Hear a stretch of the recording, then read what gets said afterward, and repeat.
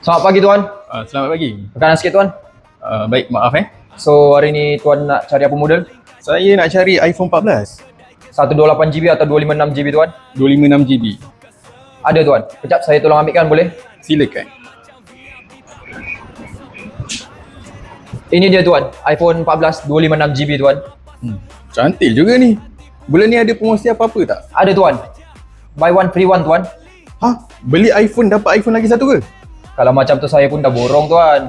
Habis tu free apa? Free portable fan. Izinkan saya ambil tuan. Boleh?